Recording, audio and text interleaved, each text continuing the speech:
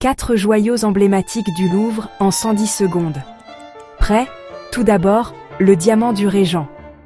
Ces 140 carats d'une clarté presque parfaite extrait de la région de Golconde en Inde au début des années 1700.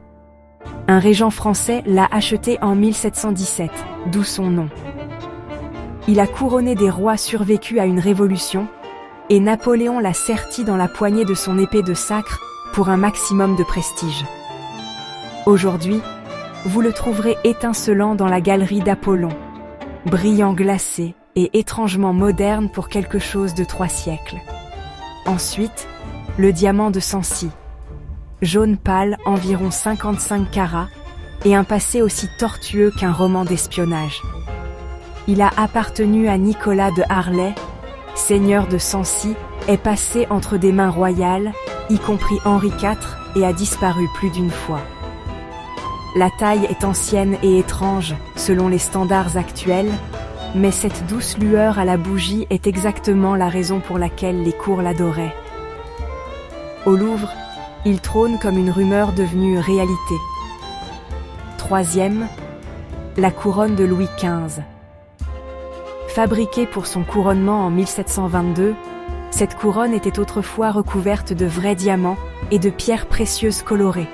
Pendant la Révolution française, les pierres ont été retirées et vendues, et ce que vous voyez maintenant est serti de verre pour montrer le dessin original. Elle est toujours aussi magnifique, des fleurs de lys, des arches et un rappel que le pouvoir peut scintiller, puis disparaître. Enfin, le diamant Hortensia.